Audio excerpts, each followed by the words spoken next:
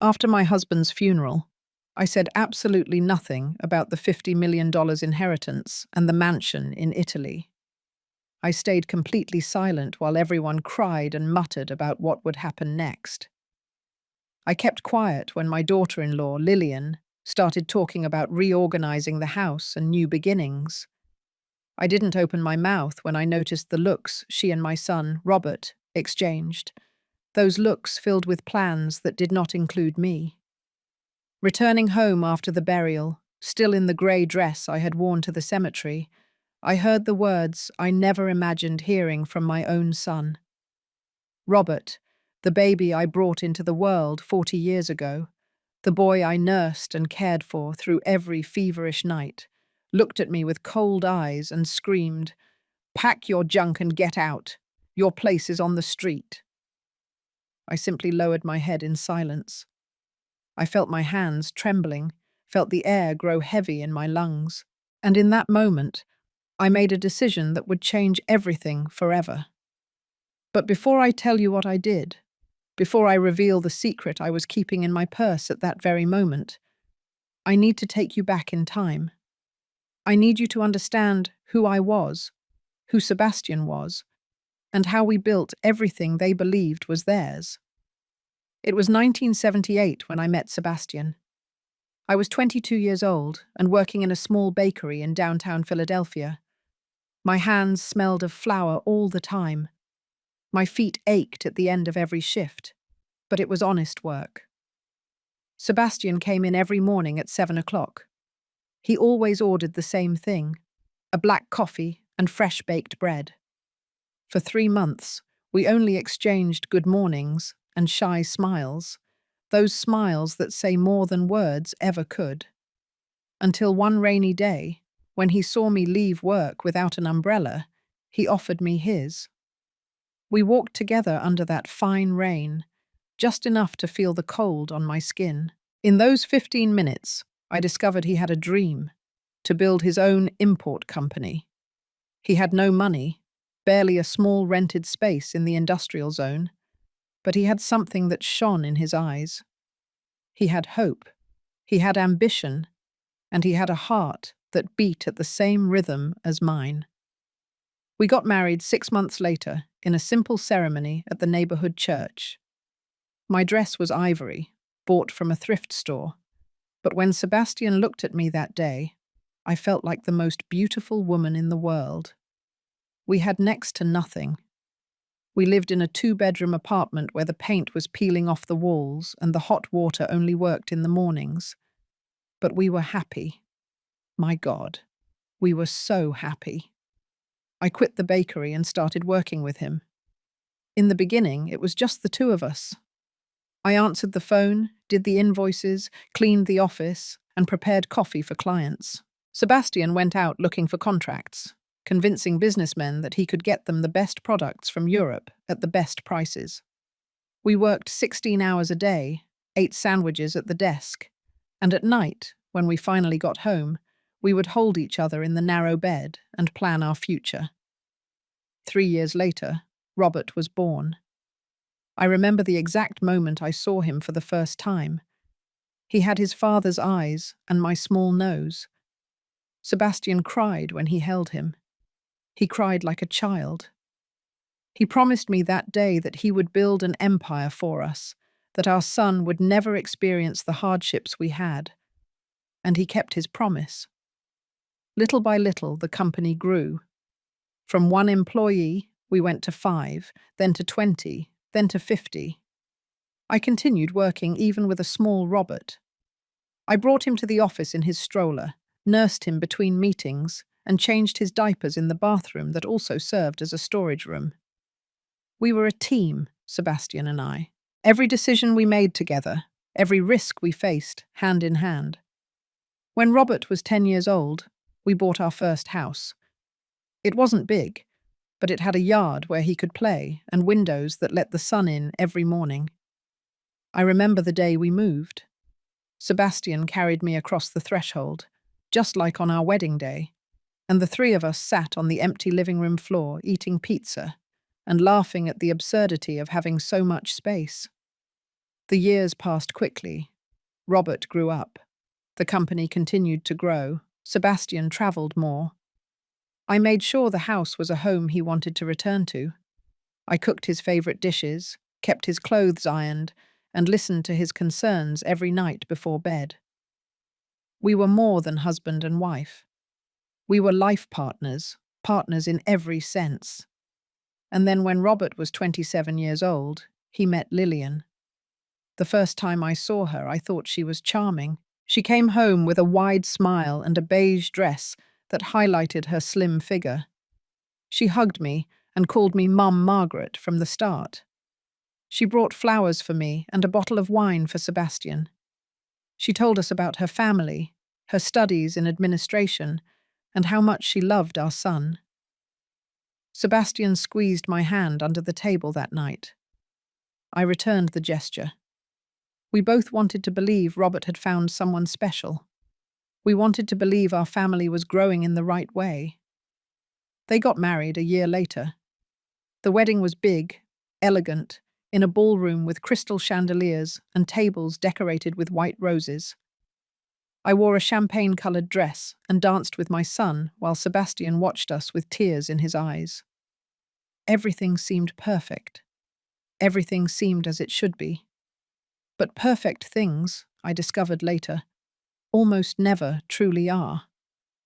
The first months after the wedding were quiet. Robert and Lillian lived in their own apartment, came for dinner on Sundays, and everything seemed to function like a normal family. Lillian helped me in the kitchen, asked for recipes, and told me about her job at a marketing firm. I wanted to believe I had found not just a daughter-in-law, but a daughter. But there were small things, things so subtle that at first I thought it was my imagination. Comments that sounded like compliments but left a sharp sting. "Oh, Mum Margaret, your blouse is so pretty. It's so vintage, so from another era." Or when I served dinner, "This looks delicious, although I prefer to cook lighter, for health." Always with a smile. Always with that sweet tone that made it impossible to object without sounding like the bitter mother-in-law. Sebastian didn't notice either. Or maybe he didn't want to notice. He was so happy to see Robert married, so proud of his son, that he dismissed anything I mentioned with a kiss on the forehead and an, "Honey, you're seeing things that aren't there." 2 years after the wedding, Robert came with news. He and Lillian wanted to move into our house. "Only temporarily," my son said, without looking me directly in the eyes. "We're saving up to buy something better, and you know this house is huge. You have 4 empty rooms. It would be perfect." I looked at Sebastian. He was already nodding. "Son, this is your house too. It always will be." I didn't say anything. What could I say? He was my son. It was our family. I was supposed to be happy to have them close. They moved in a week later, and with them came the change. Lillian started reorganizing things. "Margaret, don't you think this furniture is very old-fashioned? We should modernize a little." She replaced the living room curtains, those cream-colored curtains I had chosen so carefully, with grey, minimalist ones. She moved the paintings Sebastian and I had bought on our travels. "These landscapes are so depressing, mother-in-law. The house needs more light, more cheer." She started cooking herself. "Rest, Margaret. You've done enough in your life. Let me spoil the men of the house." And so, little by little, I ceased to be necessary in my own kitchen. Sebastian ate what Lillian prepared and said it was delicious. Robert didn't even ask about my dishes. Family dinners changed. Now they talked about things I didn't understand. Apps, social media, crypto investments. When I tried to join the conversation, Lillian smiled condescendingly. "Oh, mother-in-law, these things are very complicated. Don't worry about understanding them." Robert began to see me differently. I was no longer Mum. I was Margaret, as if the title of mother had evaporated along with my place at the table. When I asked him about his day, he responded in monosyllables. When I tried to hug him, he stiffened. Sebastian was working more than ever. At 65 years old, he still went to the office every day, closing deals, expanding the business. Sometimes I think he took refuge in work to avoid seeing what was happening at home. Or maybe he saw it and didn't know how to stop it without causing a family breakdown. One night I found him sitting in the yard, looking at the stars. I sat next to him in silence. After a while, he took my hand. "Are you okay, my love?" he asked me. I wanted to tell him no.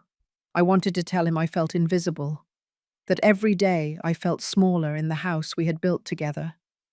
But when I opened my mouth, only, "I'm fine, just tired," came out. He kissed my forehead. "We worked so hard, Margaret. So hard. But it was worth it, right? Look at everything we have. Look at our family." I nodded and leaned my head on his shoulder. But inside, something was breaking. Months passed. Temporarily turned into a year, then 2. Lillian no longer asked if she could change things. She simply did. She hired a maid. "So you don't have to get tired cleaning, mother-in-law." But the truth is, I no longer had anything to do. The maid cooked, cleaned, did laundry. I became a guest in my own home. I started spending more time in my room. I read books, looked out the window, remembered the days when this house was full of laughter and purpose. Sometimes I went down to the kitchen at midnight, when everyone was asleep, just to feel like I still belonged somewhere. One afternoon, 3 years after they moved in with us, I heard Lillian talking on the phone in the living room. I was going down the stairs when I heard my name. "No, Mum. I swear I can't stand it anymore. Living with her is unbearable. She's always there, always watching everything I do. It's like having a shadow that never leaves." She paused. "Yes, I know she's Robert's mum, but he's already on my side. It's only a matter of time. When the old man, you know, when the inevitable happens, this house is going to be ours. And then, yes, we'll live the way we want." I froze on the stairs. My heart was pounding so hard against my chest that I thought I would faint. The old man. That's what she called Sebastian. And she talked about when the inevitable happens, as if she were waiting for it, as if she were counting the days. I went back up to my room without making a sound. I sat on the bed and cried silently, covering my mouth with my hands so no one would hear me. That night, when Sebastian got home from work, I hugged him tighter than ever. He laughed. "What's wrong, my love? Did you miss me that much?" "I always miss you," I said. And it was true. I missed the man I built everything with. I missed when it was just the two of us against the world. He stroked my hair. "I'm tired, Margaret. Very tired. Sometimes I think about retiring, selling everything, and going to live somewhere quiet. Just you and me, like before." "What about Robert?" I asked. Sebastian sighed. "Robert is a grown man. He has his wife. He has his life. He doesn't need us like before." But we didn't go anywhere. The days kept passing, each one heavier than the last. And then, 6 months after that conversation in the yard, Sebastian started feeling unwell. At first it was headaches. Sebastian ignored them, saying it was stress, that he hadn't slept well. I insisted he go to the doctor, but he just told me I was overreacting. "They're just aches, my love. It's normal at our age." But I knew him. I knew every gesture on his face, every change in his voice, and I knew something wasn't right. One morning I found him sitting on the edge of the bed, his head in his hands. "Sebastian, what's wrong?" I asked, kneeling in front of him. He looked up, and I saw something in his eyes I had never seen before. Fear. It hurts so much, Margaret. So much. That same afternoon, I took him to the hospital. The tests began. MRIs, blood work, X-rays. 2 weeks later, the doctor called us into his office. I remember every detail of that moment. The mint green walls, the smell of disinfectant, the clock on the wall that read 3:15 in the afternoon. Mr. Sebastian, Mrs. Margaret, the doctor began, and from his tone of voice, I knew the news wouldn't be good. The results show a brain tumor. It's large, and in a complicated position. The world stopped. Sebastian squeezed my hand so hard I felt my bones creak. "Is it curable?" he asked, his voice trembling. The doctor looked down. "We can try treatment, but I must be honest with you. The odds are not high. We are talking about months, maybe a year if the treatment works." We left the hospital in silence. In the car, Sebastian broke down crying. My husband, the man who had always been so strong, so sure of himself, was crying like a child. I hugged him while driving with one hand, trying to stay strong for both of us. When we got home, Robert and Lillian were in the living room watching television. "How did it go?" my son asked, without getting off the sofa, without even looking directly at us. "We have to talk," Sebastian said, his voice cracking.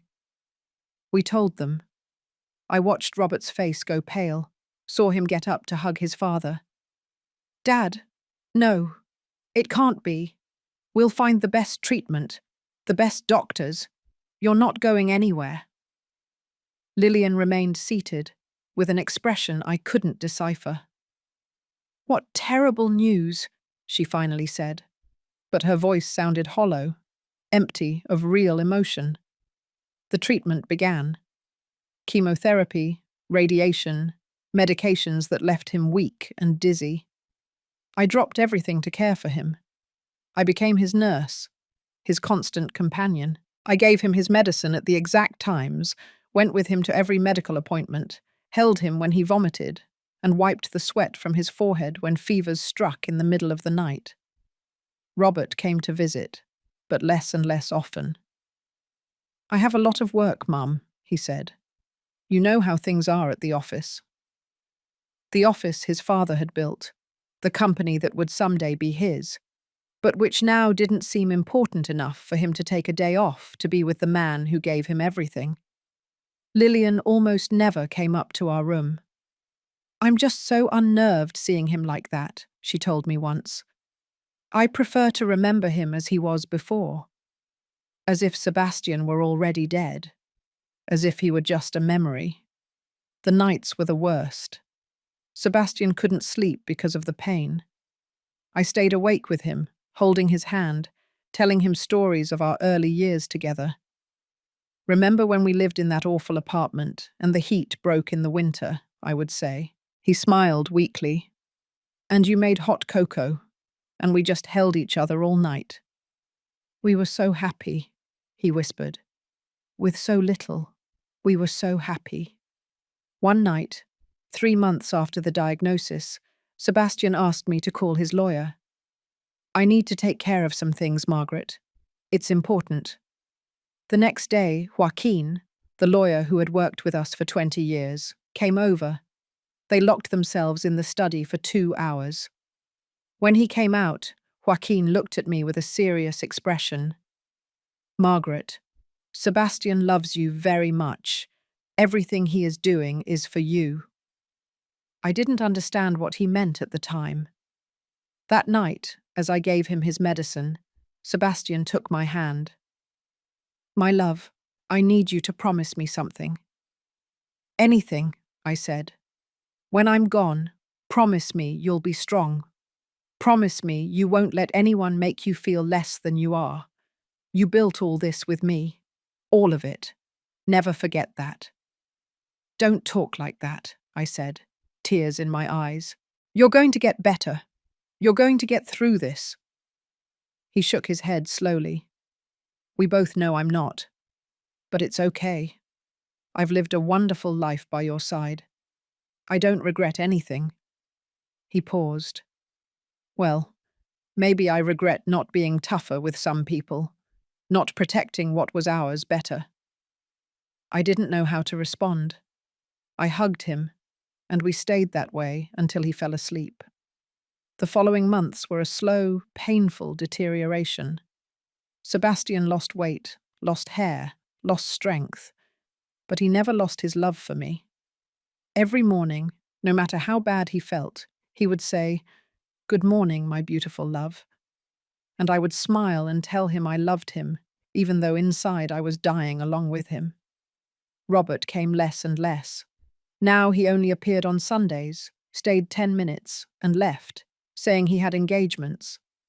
Lillian stopped coming altogether.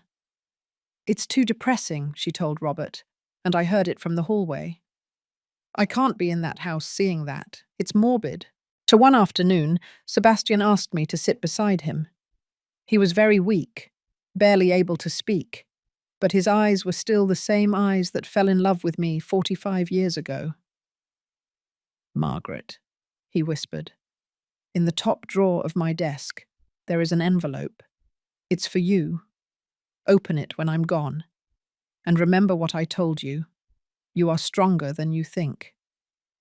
He insisted with the little strength he had left. "Sebastian, please, promise me." "I promise," I said, crying. He smiled. "That's my warrior, the woman who worked side by side with me, the woman who never gave up. That's you. Never forget it." 2 weeks later, on a Tuesday morning, Sebastian stopped breathing. I was by his side, holding his hand. I felt the exact moment he left. 1 second he was there, and the next he wasn't. I didn't scream. I didn't cry immediately. I just sat next to him, stroking his face, memorizing every wrinkle, every detail, because I knew that would be the last time I would see him like that, at peace, as if he were only sleeping. When I finally went downstairs to tell them, I found Robert and Lillian having breakfast in the kitchen. "Dad is gone," I said, my voice flat. Robert dropped his coffee cup. Lillian remained motionless, but I noticed something in her gaze, something that looked almost like relief. The funeral was 3 days later. The funeral was in a large church downtown, the same one where we had gotten married 45 years ago. Hundreds of people came, company employees, business partners, lifelong friends, neighbors. Everyone wanted to say goodbye to Sebastian, the man who had built an empire from nothing, the generous man who helped anyone who needed it. I was in the front row, dressed in dark grey, my hands clasped in my lap. Robert was on my right, his eyes red from crying so much. Lillian was next to him, in an elegant black dress and perfect makeup, dabbing tears that I wasn't sure were real. During the ceremony, several people approached to offer their condolences. "Margaret, we are so sorry. He was a great man. He always spoke of you with so much love." I nodded, thanked them, but the words reached me as if from far away, as if I were underwater. At some point, I heard 2 women whispering behind me. They couldn't have known I was listening. "Poor Margaret. What will she do now without Sebastian? Surely the son will take care of everything. At least she has that." If only they knew. After the religious ceremony, we went to the cemetery. The sky was grey. It threatened rain, but it never fell. I watched the casket as it was lowered into the earth and thought of all the times Sebastian and I had talked about growing old together, seeing our grandchildren grow up, travelling the world when he finally retired. All those plans now buried with him. Robert placed a hand on my shoulder. "Mum, it's time to go." I shook my head. "A few more minutes, please." He sighed, but left me there. I stayed alone in front of the grave until everyone left. I spoke silently to Sebastian, told him how much I loved him, how much I would miss him, how I didn't know how I would live without him. And in the midst of that pain, I remembered his last words: "You are stronger than you think." In the car, on the way back home, Lillian was in the front with Robert. I was in the back, looking out the window. I heard her tell my son in a low voice, "Now we have to talk about practical things, honey. The house, the company, everything needs to be reorganized." Robert mumbled something I couldn't hear. When we arrived at the house, people were waiting. We had prepared refreshments for the funeral attendees. The living room was full of people eating, conversing quietly, sharing anecdotes about Sebastian. I sat in a dining room chair and let everything happen around me. Lillian moved through the house like the perfect hostess.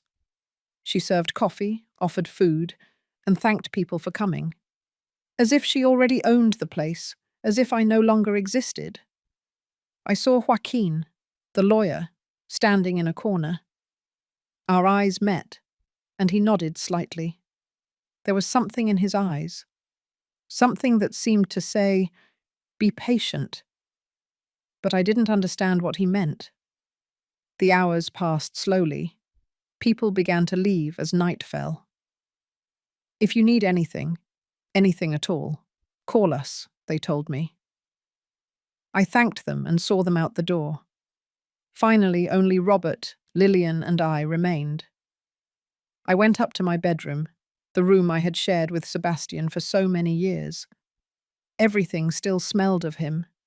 His robe hanging behind the door, his slippers next to the bed, his book on the nightstand marked at page 19, which he would never finish reading.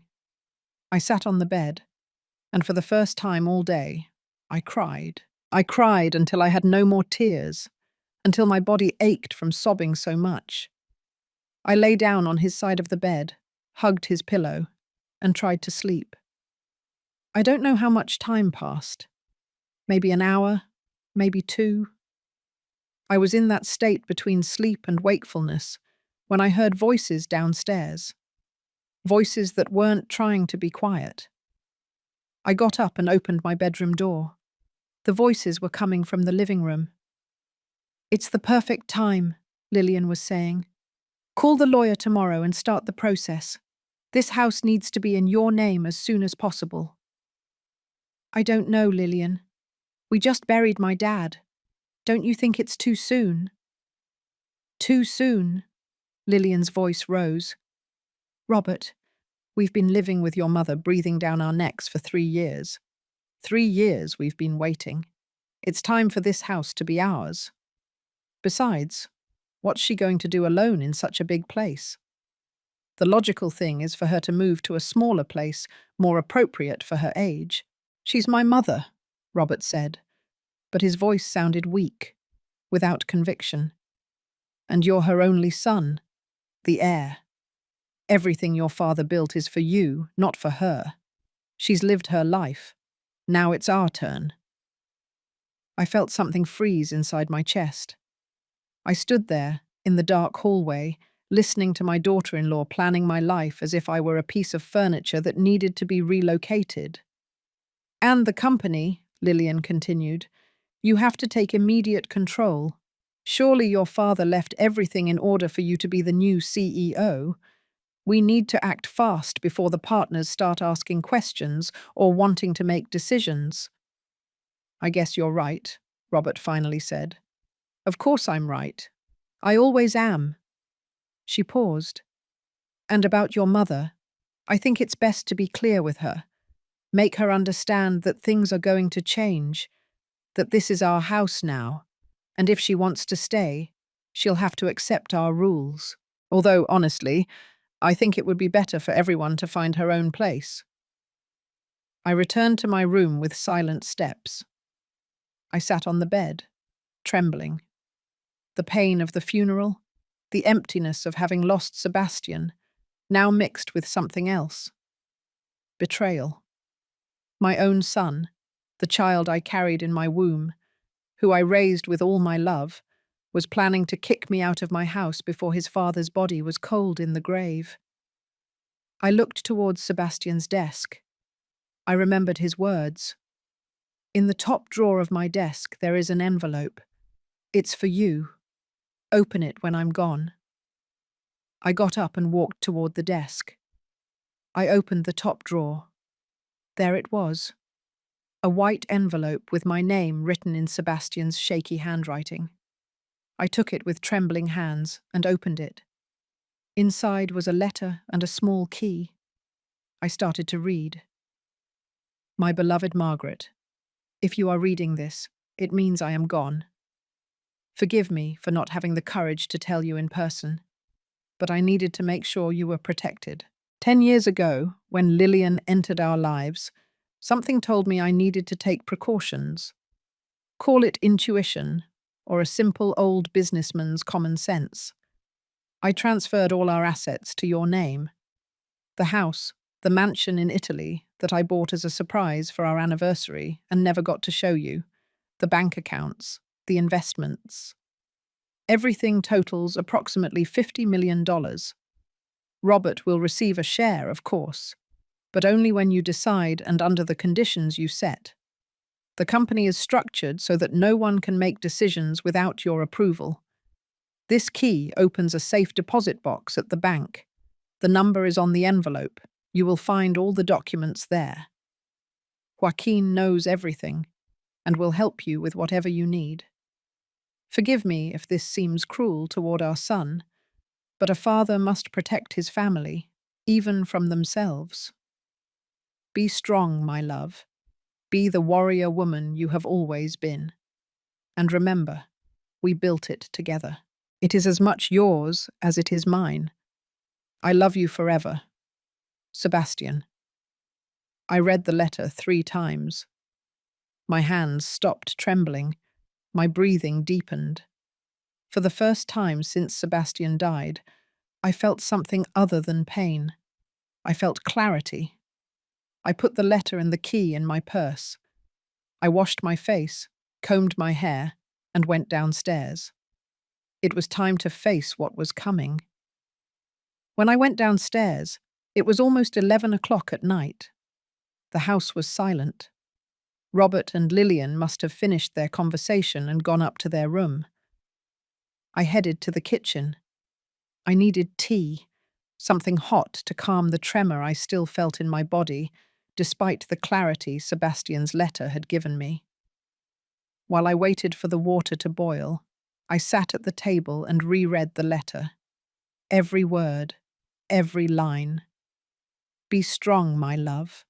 Be the warrior woman you have always been. Tears rolled down my cheeks, but this time they weren't just tears of sadness. There was something else in them. Gratitude, love, and a determination I hadn't felt in years. Sebastian had protected me. Even in his death, even knowing he wouldn't be here to defend me, he had found a way to care for me. He had seen what I didn't want to see. He had acted when I was blind with maternal love. I couldn't sleep that night. I stayed awake, staring at the ceiling, thinking about everything I had heard, everything I now knew. I didn't feel rage, curiously.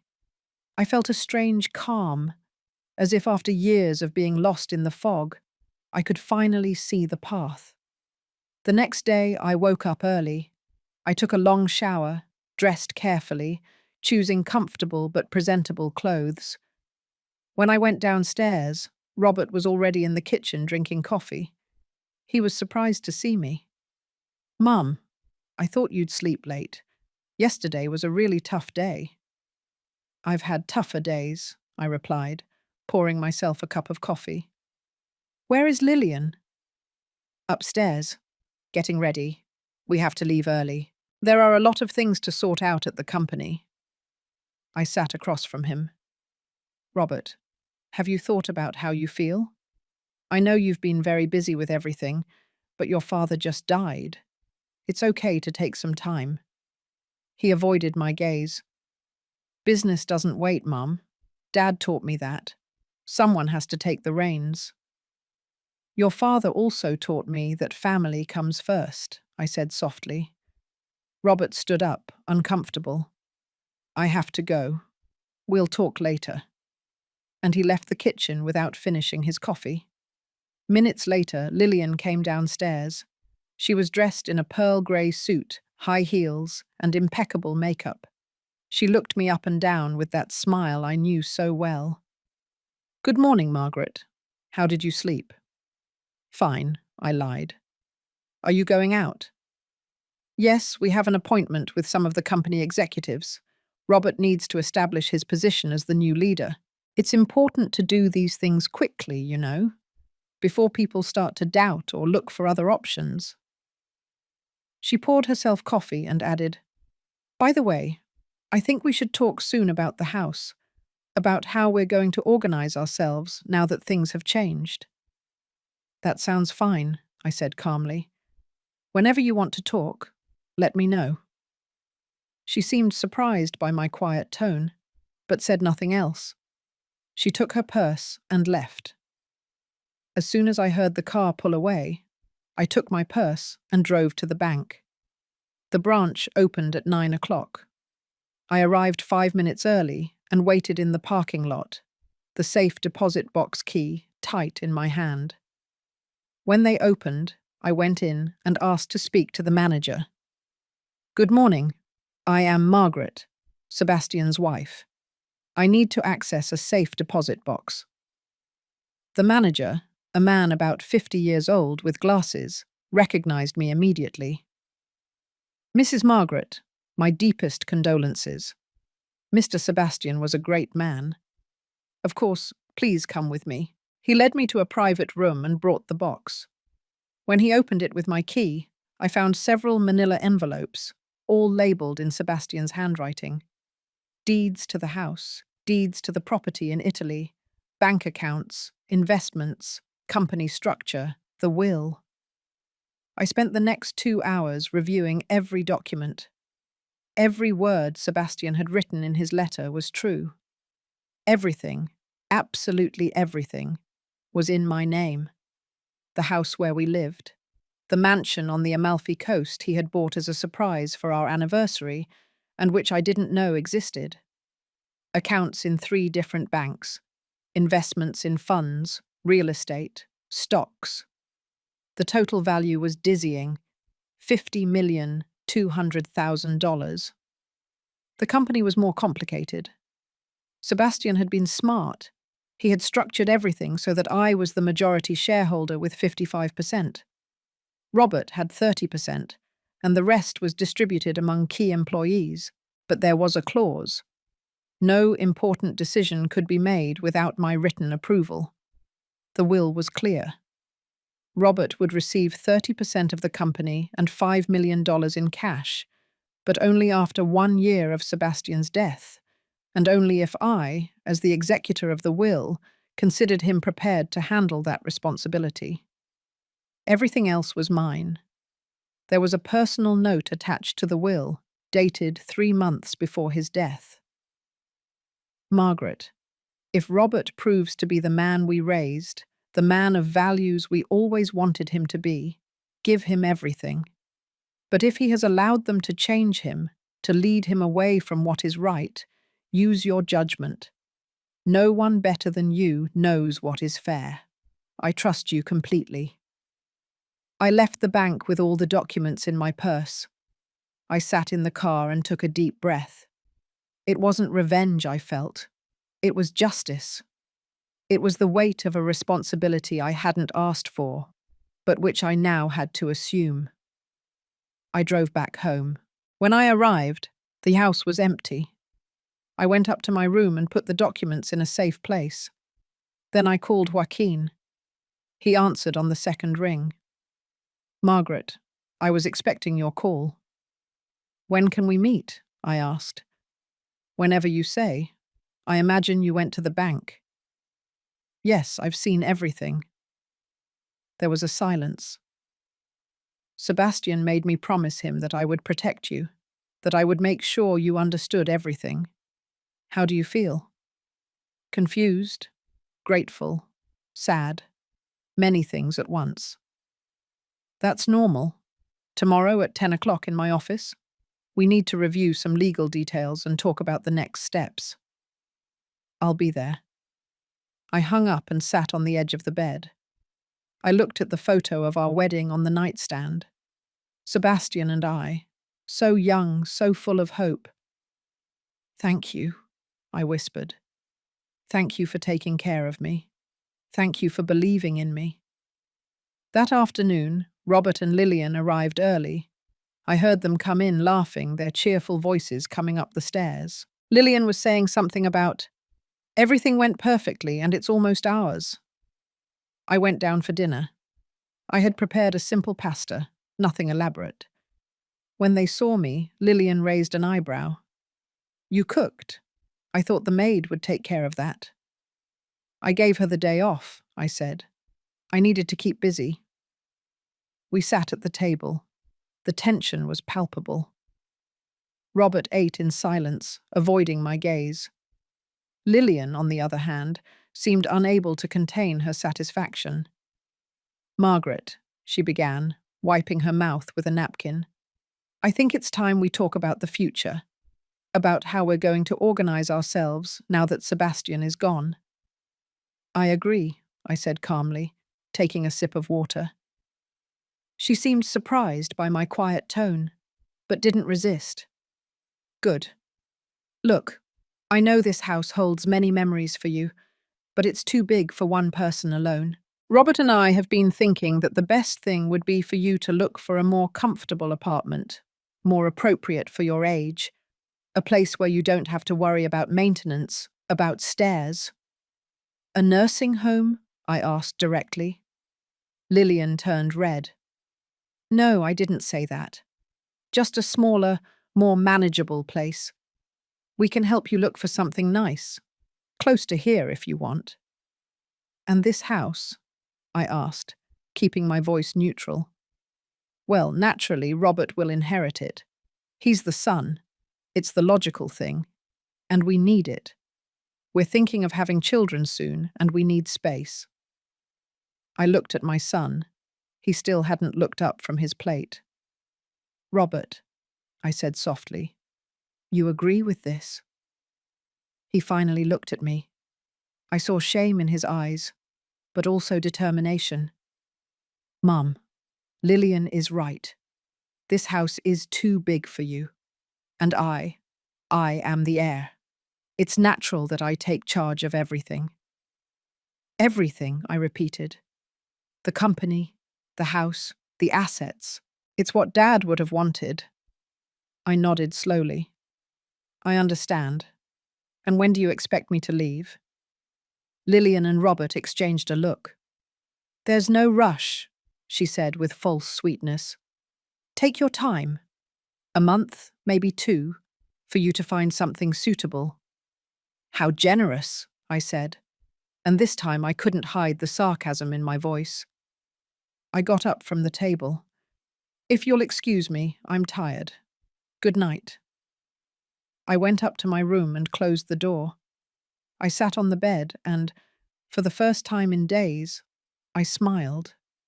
A small, sad, but real smile. They still knew nothing. And tomorrow, after meeting with Joaquin, I would begin to make the decisions that would change everything. That night I heard voices in the hallway. It was past midnight, and I was still awake, staring at the ceiling, processing everything I had discovered. The voices were coming from Robert and Lillian's room, but they were talking so loudly that they could be heard clearly. "I told you you needed to be firmer with her," Lillian said with an irritated tone. "You act like you're afraid of her." "I'm not afraid of her. She's my mother." "Exactly. She's your mother, not your owner. Sebastian is dead, Robert. Dead. There's no one telling you what to do anymore. This is your chance to be your own man, to take what is yours by right." "I know, but give it time. She just became a widow." "Time? How much more time? We've already been waiting 3 years, swallowing her presence, pretending to care. That's enough. Tomorrow you go to the lawyer and start the process of inheriting everything. The house, the money, the company. It's yours by right." There was a silence, then Robert's voice, lower. "What if Dad left things differently?" "How differently? You're the only son. Everything goes to you automatically. That's how the law works." "But Dad was very careful with those things. He always said everything had to be in writing, well structured." "Stop looking for problems where there aren't any," Lillian interrupted him. "Your father built that empire for you, for his son, not for her. She was just the wife, the companion. We wives don't inherit empires. We inherit widows' pensions." I got up from the bed and approached the door. I wanted to hear every word. "Don't talk about my mum like that," Robert said. But his voice sounded weak, without real conviction. "I'm speaking the truth. Look, I respect what she was to your father. Fine. But now things have changed. It's time for her to understand her place. And her place is not in this house. It's not making decisions about the company. It's not interfering in our lives. Her place is in a quiet apartment where she can live out her final years in peace." "Her final years? She's 67, not 90. It's a figure of speech. The point is, we need this house. We need the space. We need the privacy. Or do you want to raise our children with your mother monitoring every move we make?" Another silence, longer this time. "You're right," Robert finally said. "Tomorrow I'll talk to Joaquin and sort out all the will stuff. And I'll tell Mum she has to look for another place. Firmly this time." "That's what I like," Lillian purred. "Now come here. We have a lot to celebrate." I returned to my bed. My heart was pounding, but not out of fear, out of something else, out of a cold determination I had never felt before. I had raised that man. I had held him when he cried as a baby, nursed him when he was sick, sacrificed my own dreams so he could have opportunities. And now, manipulated by a woman who only saw dollars where there should have been love, he was willing to throw me onto the street. At 8 o'clock the next morning, I got up, dressed in a cream-coloured suit Sebastian had given me years ago, carefully put on makeup, and went downstairs for breakfast. Robert was already in the kitchen. "Good morning, Mum," he said, surprised to see me so dressed up. "You're going out?" "I have an appointment with Joaquin," I replied, pouring myself coffee, "to review some papers of your father's." I watched him turn pale. "Papers? What papers?" "Will things, I suppose. He asked me to come this morning." I took a sip of coffee, enjoying his discomfort. "You have an appointment with him too?" Yes, I was going to call him today to make an appointment." "What a coincidence," I said with a smile. "Maybe I'll see you there then." I left the house, leaving him speechless. I drove to Joaquin's office with the windows down, feeling the fresh air on my face. For the first time in months, maybe years, I felt alive. Joaquin's office was in an elegant building downtown. His secretary showed me in immediately. He rose from his desk when I entered, walked around it, and gave me a fatherly hug. "Margaret, how are you?" "Better than I expected," I admitted, sitting in one of the leather chairs across from his desk. Joaquin returned to his chair and clasped his hands on the desk. "I imagine you reviewed everything at the bank. Every document, every page. And how do you feel about it?" I took a moment to answer. Grateful to Sebastian, surprised that he foresaw all this, and sad that it was necessary. Joaquin nodded. "Sebastian came to see me 10 years ago, shortly after Robert married Lillian. He told me he wanted to protect you, that he had a bad feeling about how things might unfold. At first I thought he was exaggerating, but he insisted. 'Joaquin,' he told me, 'Margaret built this with me. Every brick, every dollar. If anything happens to me, I want to make sure no one can take what is hers. My eyes filled with tears. He always protected me. Always. And he made me promise that I would too. Joaquin opened a folder on his desk. Now, let's talk practicalities. As the executor of the will, you have total control over all assets. The official reading of the will must take place within the next few days, with all heirs present. Robert, of course, must be there. Do you want me to arrange to summon him? Yes, please. Margaret, there's something you must understand. What Sebastian did was completely legal. You were married under community property, so everything acquired during the marriage is legally as much yours as his. He simply made sure the papers reflected that reality. He paused. Robert may be surprised. He may be upset. He may even try to fight it legally, although he wouldn't have any basis. I know, I said softly. Are you prepared for that? For the possibility that your son will turn against you when he learns the truth? I closed my eyes for a moment. Joaquin, last night, I heard my son and his wife planning to kick me out of my house. My own house.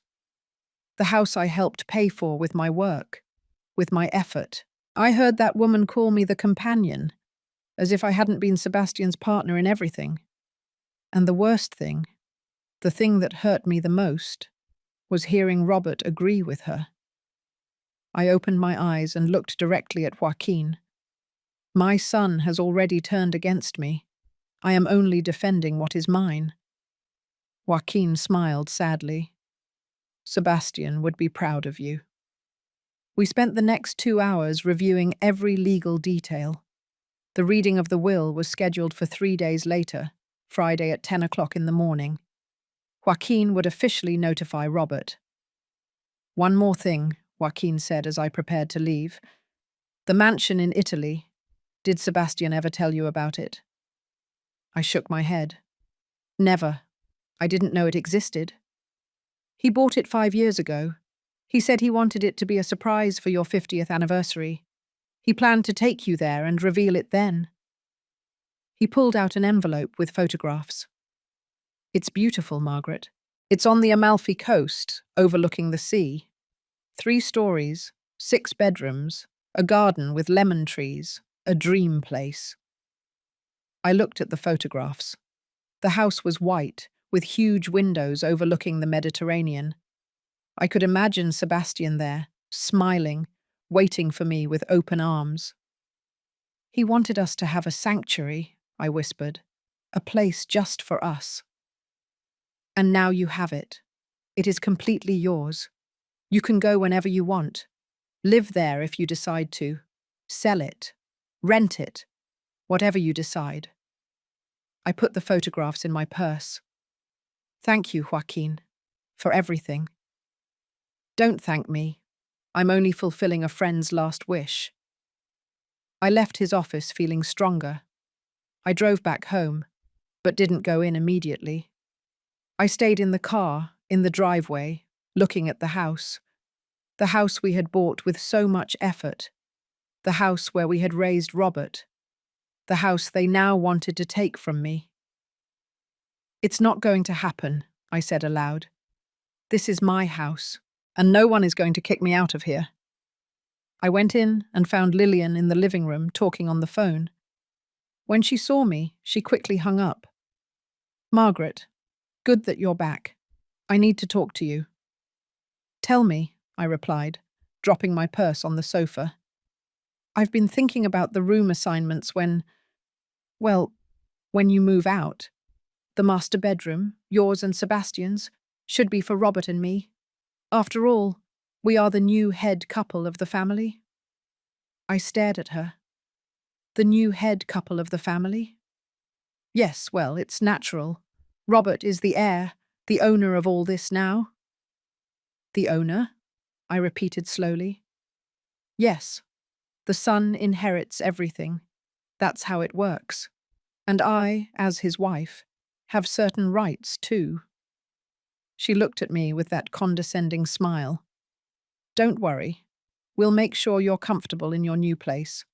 We can even help you with the first month's rent, if necessary.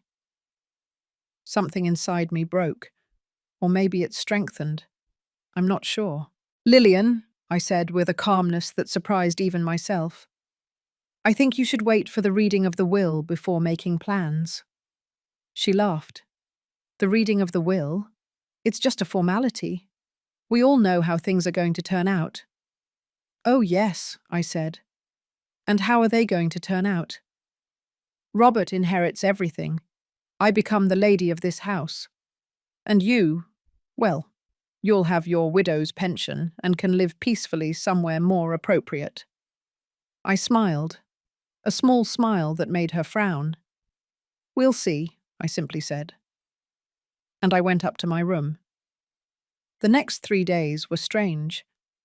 I moved through the house like a ghost, observing everything with a new clarity.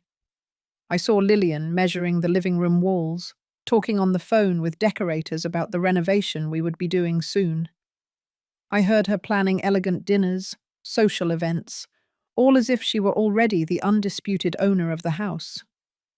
Robert avoided looking me in the eyes. He spent most of the time on his computer or talking on the phone about the company. On the few occasions we were in the same room, the silence between us was heavy, uncomfortable.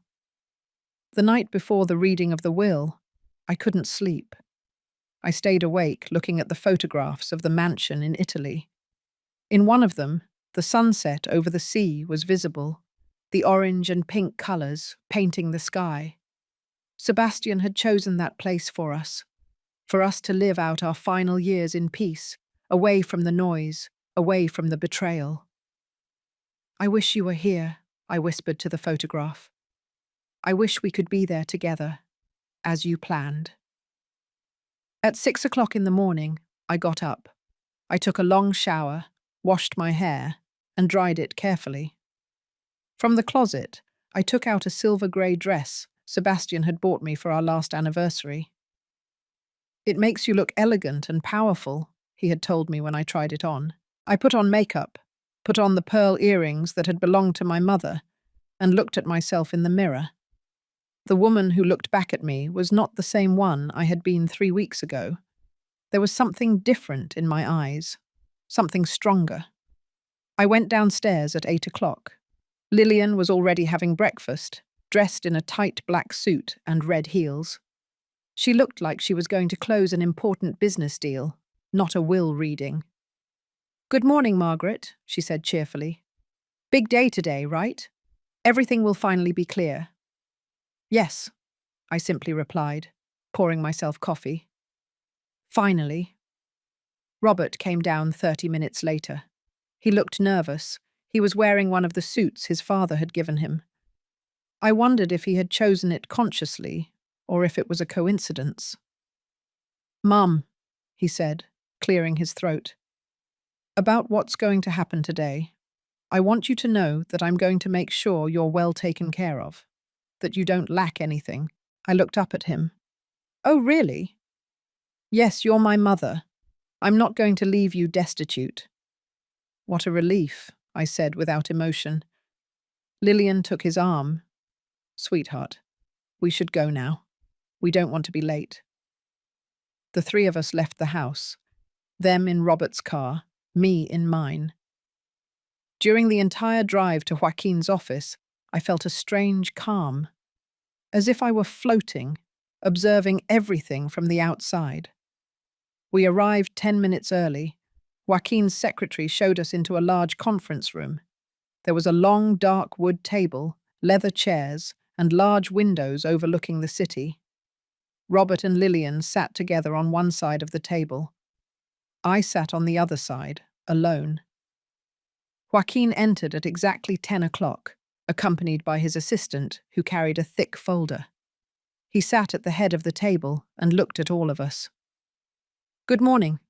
Thank you for coming. We are here for the official reading of Sebastian's will, which he put in writing and signed before a notary exactly 8 years ago. with an update 6 months ago. He opened the folder. Before we begin, does anyone have any questions? 8 years? Robert asked, surprised. I didn't know Dad had made a will so long ago. Your father was a cautious man, Joaquin said. He always wanted to make sure everything was in order.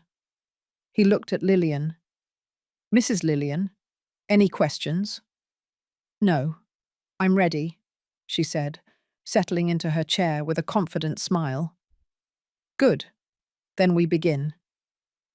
Joaquin pulled out several documents. Sebastian's will is clear and direct. I will read the main sections and then answer any questions. He cleared his throat and began. I, Sebastian, in full possession of my mental faculties, declare the following as my last will and testament. First, I want to state for the record that everything I own I built alongside my wife, Margaret. She was not only my life partner, but my business partner in every aspect. Without her work, her sacrifice, her intelligence, and her unconditional support, nothing I have would exist. Therefore, everything I have achieved is as much hers as it is mine. I looked at Lillian. Her smile was beginning to waver. Joaquin continued. Regarding my material assets, I declare the following. The house located at 212 Spring Street, currently valued at $2,300,000, is the property of my wife, Margaret. It was acquired during our marriage and legally transferred to her name 10 years ago. Robert straightened in his chair. What? The house is in Mom's name? Joaquin looked at him. Please, Robert, let me finish. There will be time for questions later. He returned to the document. The property on the Amalfi Coast, Italy, is also the property of Margaret, acquired as a surprise gift for our anniversary and transferred to her name at the time of purchase. All bank accounts, totaling approximately $35 million, are jointly held, with Margaret as the principal and sole beneficiary. This can't be, Lillian murmured, pale. The investments in funds and real estate, valued at an additional $13 million, are also structured with Margaret as the principal holder. Joaquin paused and looked at Robert. Regarding the company, the structure is as follows. Margaret owns 55% of the shares. Robert, my son, owns 30%. The remaining 15% is distributed among key employees of the company. Robert had turned white. But I'm the son. I should inherit the company. You have 30%, Joaquin said calmly. It's not insignificant, but your father was clear. The company was built by him and Margaret together. Therefore, she must have the majority control. And what else? Lillian asked, her voice trembling. What else does he leave Robert? Joaquin returned to the document. To my son Robert, I leave, in addition to the 30% of the company, the sum of $5 million in cash, to be delivered 1 year after my death, and subject to Margaret's approval as the executor of the will. Subject to her approval, Lillian shouted, standing up. What kind of will is this? Robert is the son, the legitimate heir. The heir of what his father decided to leave him, Joaquin said firmly. Please sit down, Mrs. Lillian. I am not finished. She sat down, but she was trembling with rage. Joaquin continued. I want to make clear why I have structured my inheritance this way. Margaret deserves everything she has because she earned it.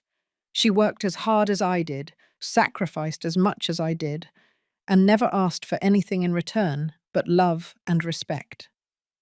To my son Robert, I leave what I consider fair, but I have placed safeguards because as a father, it is my duty to protect my family, even from themselves. If Robert proves to be the man of values we tried to raise, I am sure Margaret will be generous with him. But if he allows them to change him, to lead him away from what is right, I trust in my wife's judgment, to make the appropriate decisions. The silence in the room was absolute. You could hear Lillian's agitated breathing, the accelerated beat of my own heart. "There is one final clause," Joaquin said. "A clause that Sebastian added 6 months before his death." He read, "If at any time my wife Margaret is threatened, pressured, humiliated, or mistreated by any family member in order to obtain assets or control over them, that person automatically loses all rights to their inheritance, and everything passes entirely to Margaret." Lillian stood up again, this time screaming, "This is ridiculous! A man cannot leave all his fortune to his wife and leave his son practically nothing. We are going to fight this. We are going to court." Joaquin looked at her coldly. "You can try, Mrs. Lillian. But I warn you that this will was reviewed by 3 different lawyers, signed before a notary, and is completely legal. Sebastian had every right to dispose of his assets as he wished, and he chose to protect his wife, who legally had a right to everything from the moment they married under community property."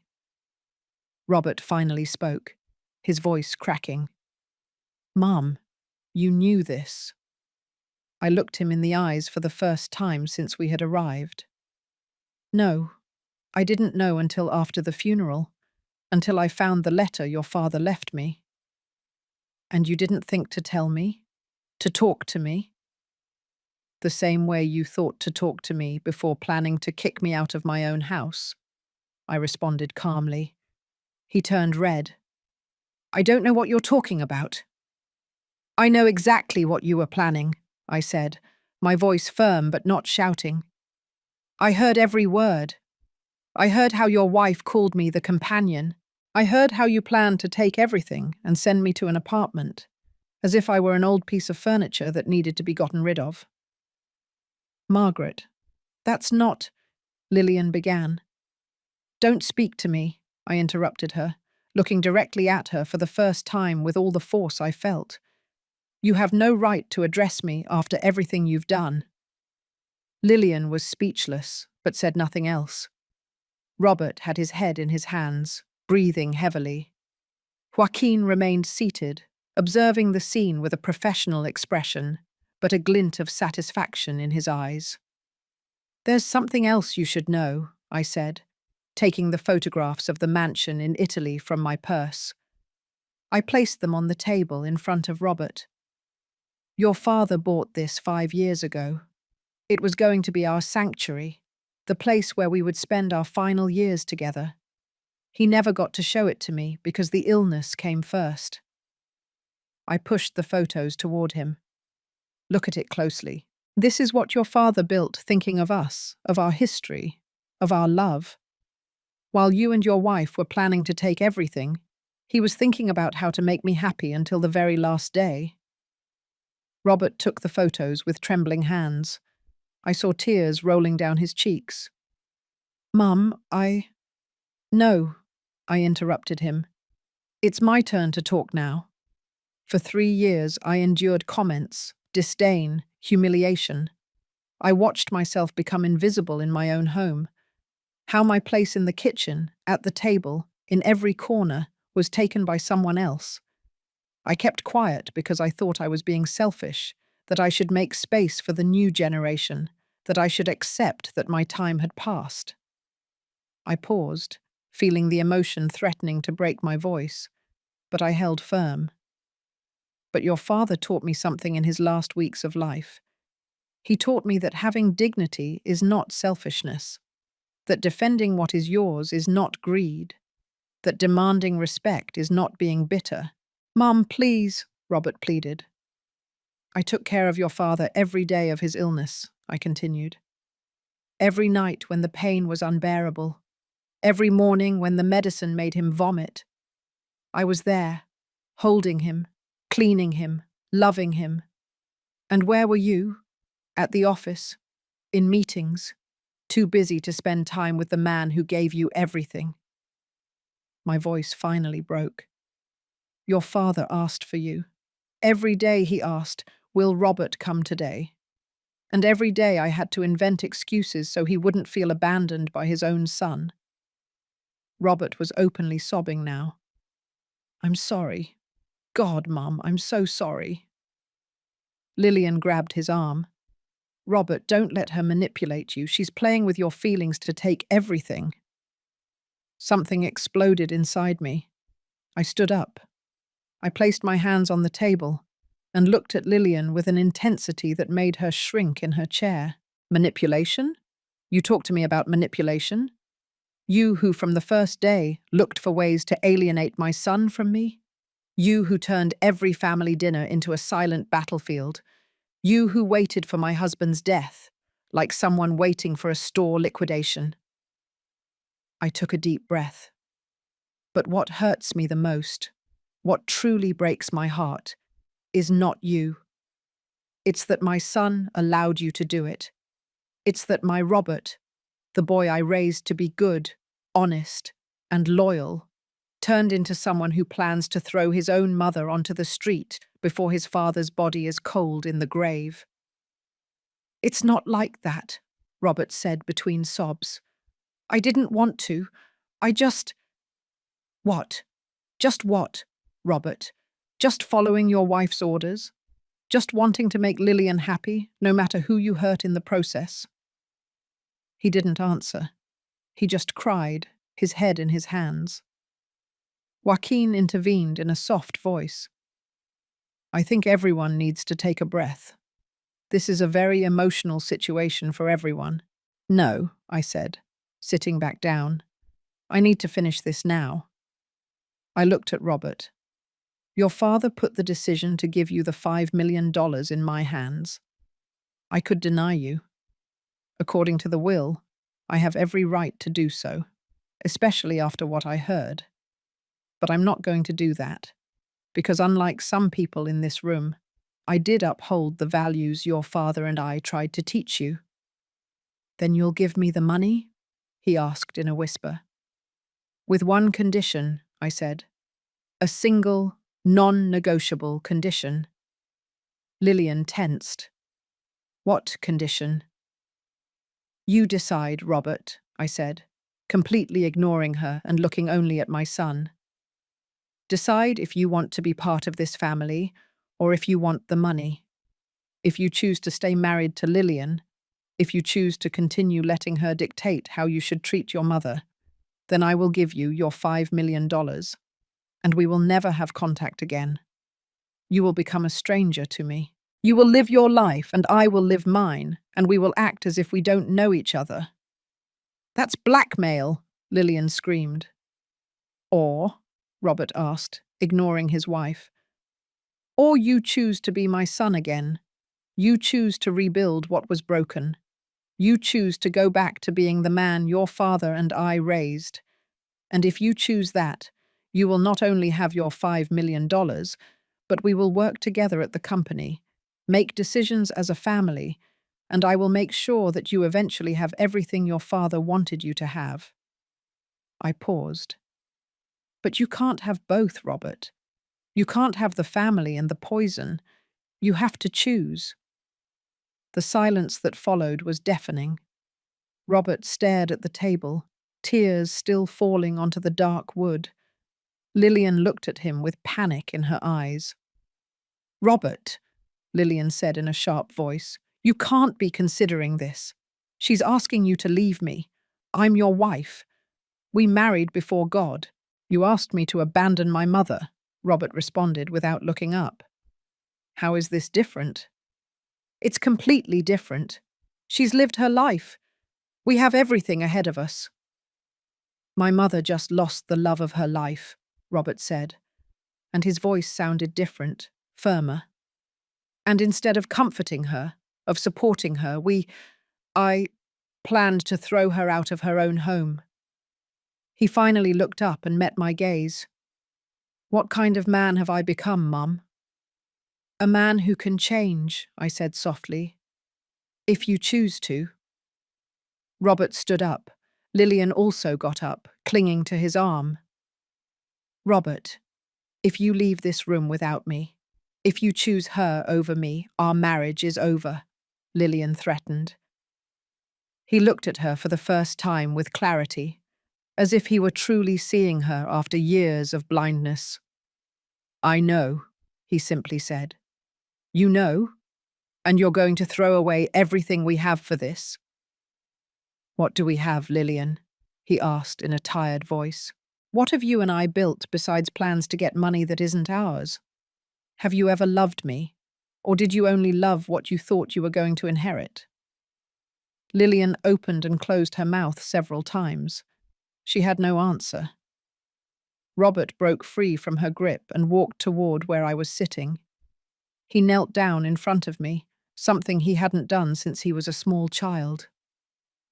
"Mum," he said, his voice breaking, "I've been an idiot, a terrible son. I don't deserve your forgiveness, but I ask for it anyway. I ask you to give me the chance to be your son again, to honor Dad's memory by being the man he wanted me to be." I held his face in my hands, as I did when he was little and had nightmares. "Robert, you never stopped being my son. Never. But you did stop acting like one. Are you sure you want to change that? Are you sure you're ready for the consequences?" "I'm sure," he said, and in his eyes, for the first time in years, I saw my true son, the boy I had raised with so much love. "This is ridiculous," Lillian spat. "Robert, think carefully about what you're doing. Think about everything we're going to lose." "I already lost the most important thing," Robert said, standing up but not letting go of my hand. "I lost my father's respect. I lost years with my mother. I lost my own dignity." He looked at her. "And yes, Lillian, I think I'm going to lose you too. But honestly, after hearing my mother, after understanding what we've done, I'm not sure that's really a loss." Lillian looked at him with disbelief, then with anger.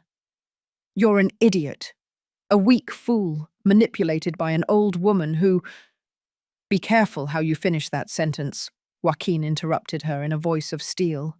"You are in my office, and I will not tolerate insults toward any of the people present." Lillian grabbed her purse with abrupt movements.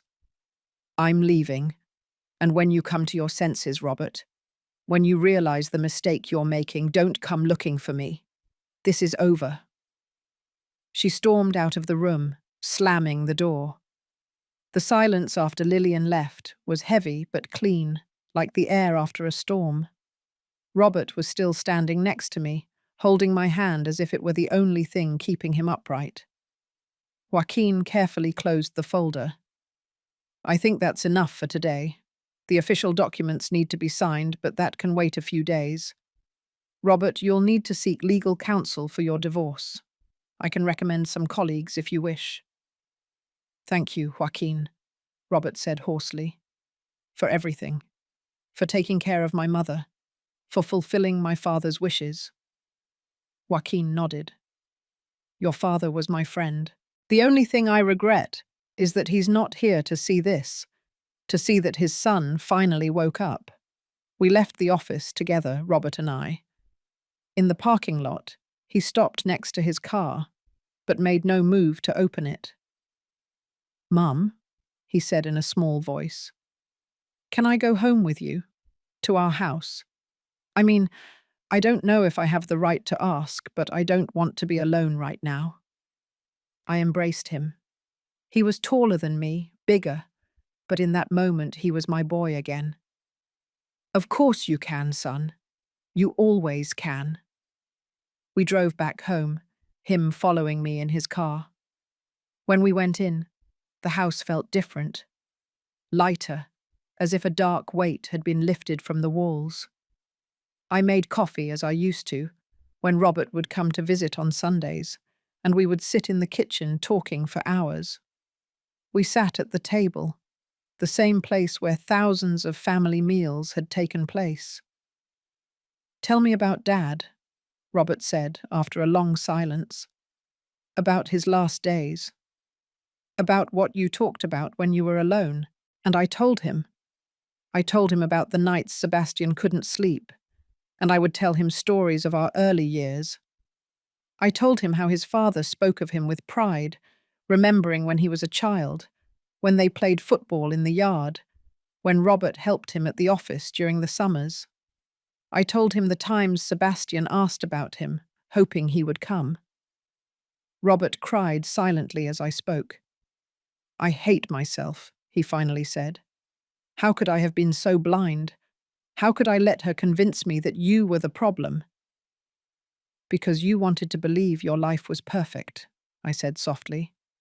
"Because it was easier to blame a quiet mother than to confront a manipulative wife.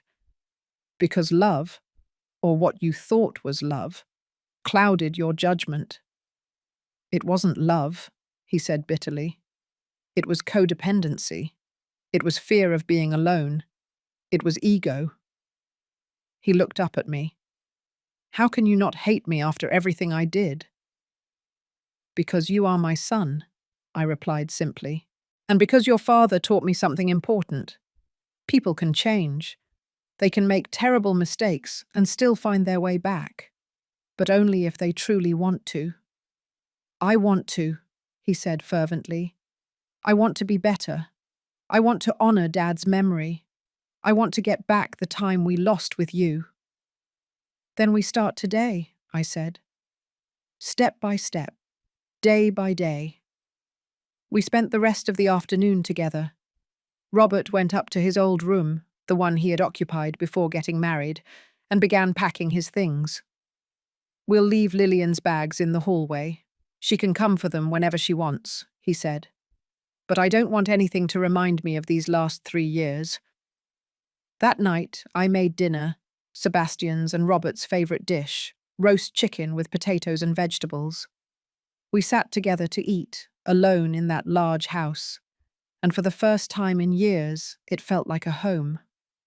"Mum," Robert said as we ate, "about the company. I know Dad left you majority control. I want you to know that I completely respect that.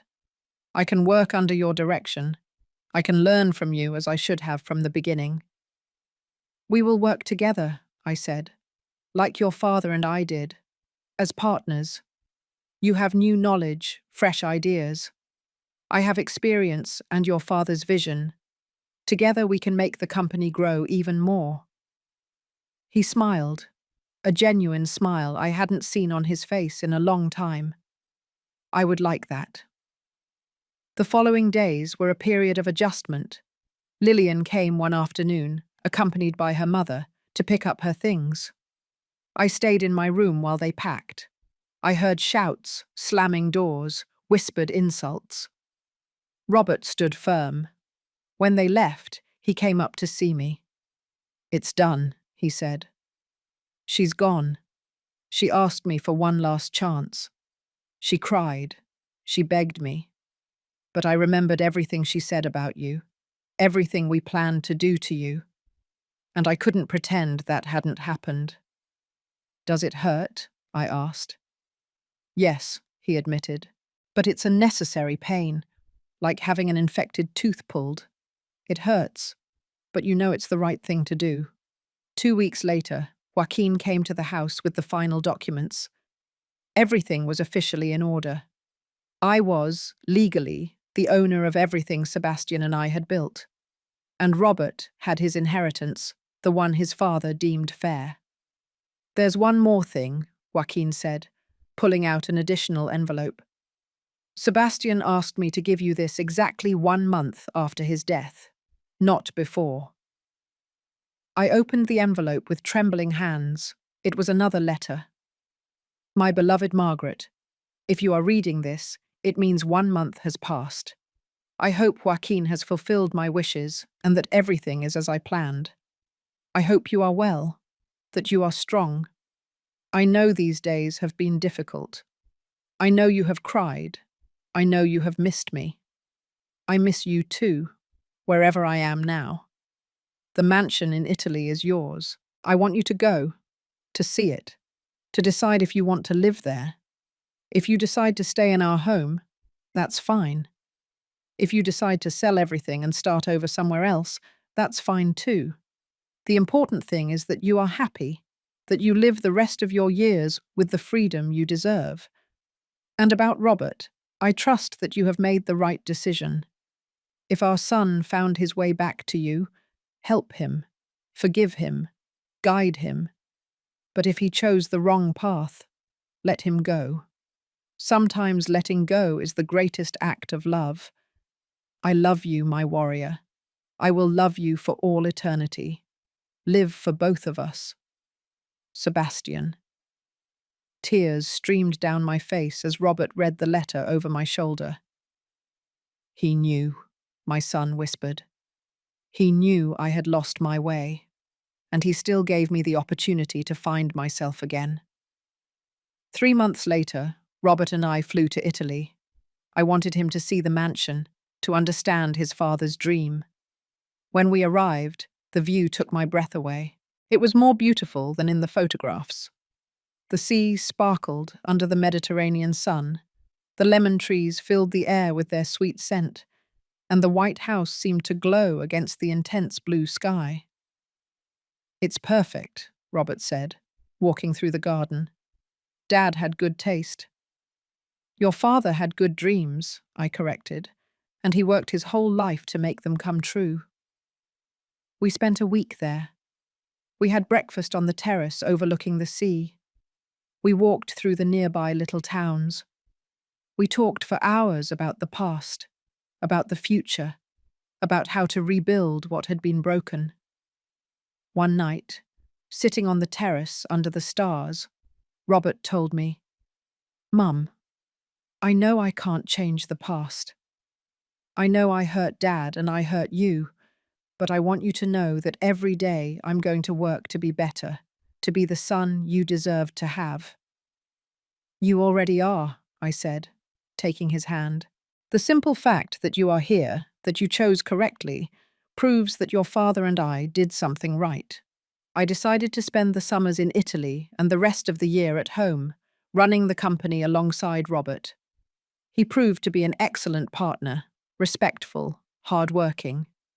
Slowly, the company grew even more under our joint direction. A year after Sebastian's funeral, Robert met a woman named Carmina. She was a teacher, sweet, genuine. The first time he brought her over for dinner, I was nervous. But from the first moment, I saw the difference. The way she treated me with respect.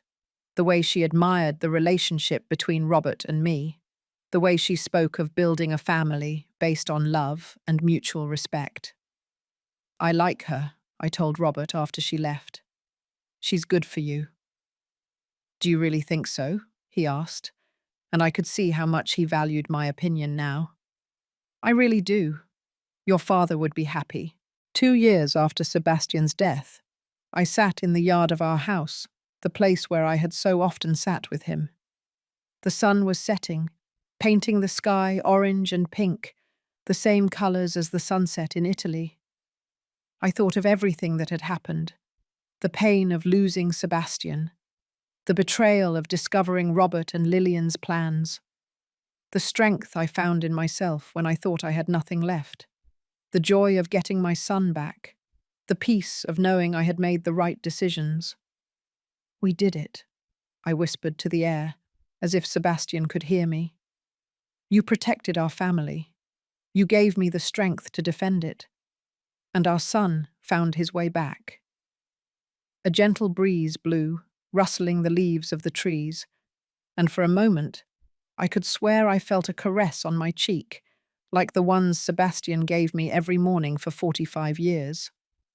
I smiled, the same smile I had given at the funeral, when everyone thought I was broken.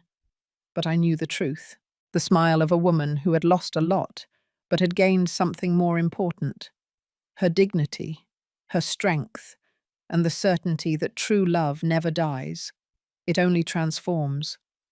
And in that moment, under the orange-coloured sunset sky, I felt completely at peace. Because in the end, I had not only survived, I had won.